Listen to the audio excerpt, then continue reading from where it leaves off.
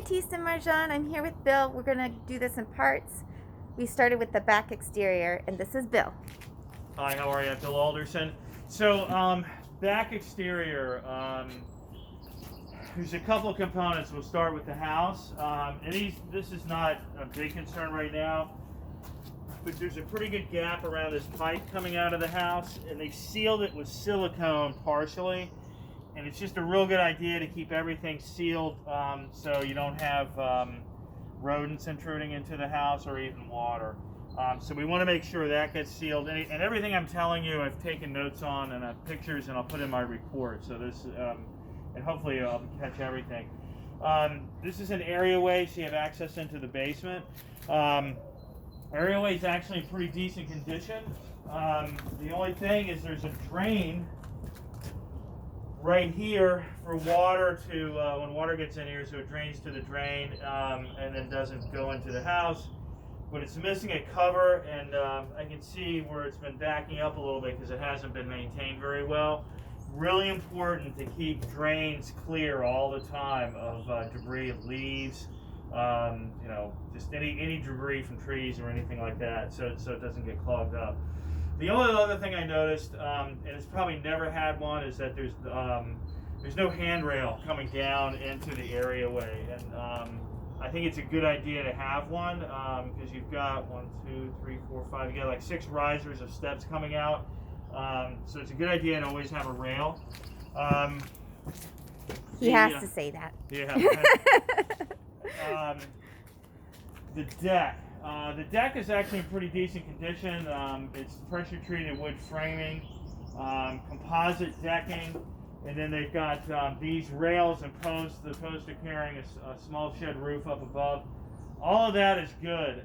The issue with this deck is the stairs. This piece of wood right here is called a stair stringer, and it holds the stair treads, which are tapping right there, in place. And what's happened, and this happens frequently, is that the water, the stringers dry out, water gets into the wood, and then it starts to crack and rot.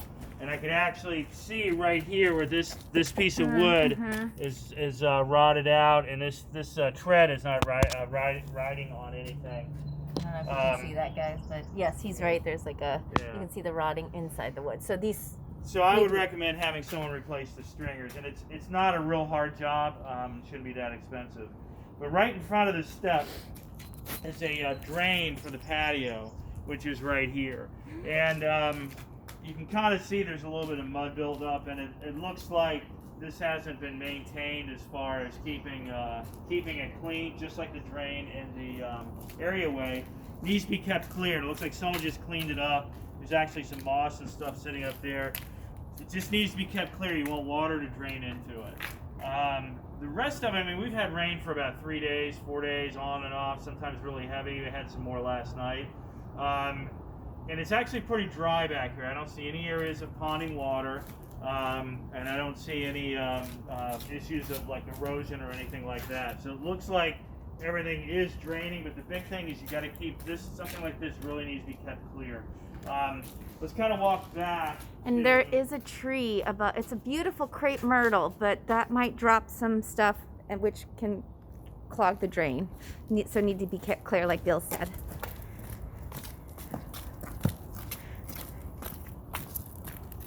So this is just a storage shed, which they're using for storage.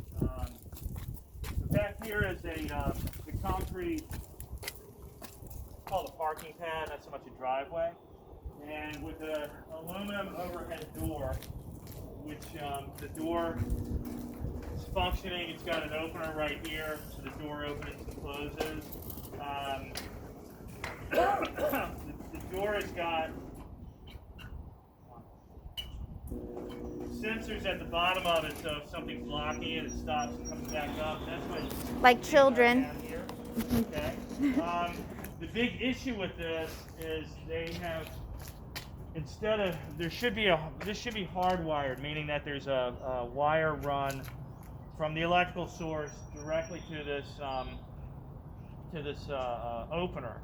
And what they've done is they've got this I don't even know if it's actually damaged. It's a extension cord plugged in with an unprotected connection right here. So this to make this work, and it looks like it's what they've done is functioning, but this really needs to be hardwired in with a wire run from a source probably in the shed through conduit, which is usually like a piece of plastic or metal, over to this so it's wired correctly. Or even with another outlet out here, but you don't want to use extension cords plugging in things. That's kind of it for the back outside. Okay, great. Thank Right? you, Bill. Yeah. Bill's gonna set up the ladder to go see if he can check out the attic and the roof, and hoping that the access in the back is actually a roof access. I just want to point out a couple of things that I saw back here that really aren't a problem, so Bill's not bringing them up, but I just want you to know. Back here is this potting shed, which is so cute, but it is rotting. It's been here for a while, so you might have some fun projects to do, or just take this out. We will ask them to clear these things unless you want them to leave the pots, if we can get it. So the other thing I wanted to put forth is some of this shed. I want to show you inside the shed because we were able to get in today. So there is some rotting trim on the shed there. That looks all in good shape, but the trim around the door is rotting.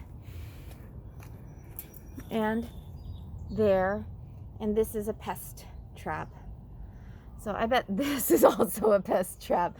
So we'll just ask that they clear that. That's actually part of the contract. This is where they're plugging in that garage door. And so what Bill was talking about is to run a conduit. This is an example of conduit. I'm sorry if I'm talking, you guys have owned homes, so this is not new stuff, but this is the conduit run for the electricity to the shed, but it comes from the house. And Bill said this is all proper going into the house. In the shed, he said all the electrical is decent, but he did say these outlets, there's 2 sets, they should be GFCI protected. So the electrical work so far, based on our experience with the electricians that we tend to use, they're licensed, I think that it would run between, and Jackie may correct me, but GFCIs are like $200 each, and then running the conduit out to the garage door from here, it's not far, and it can go on the exterior. $800, $850 is my guess. Everything in here, there doesn't seem to be any rotting, but just to know, it's not insulated, of course. There is this screen for air, so it does look like it's used for storage. It could be more. It could have a cute floor, but it doesn't. And this here, they were here because they were inside the house. They are washer dryer combos. So please note that this house, they'll come with the house, and you can sell them or you can use them. The brother and sister each had one. One was in the basement, one was upstairs. So they wash and dry. They're very European. I don't know if you've ever used them. But they don't, since they condense dry, it takes a long time. And you can just use them until you get something new, or you could sell them and get something more traditional. And I think that's all Bill noted. Okay, done with the exterior. On to the interior.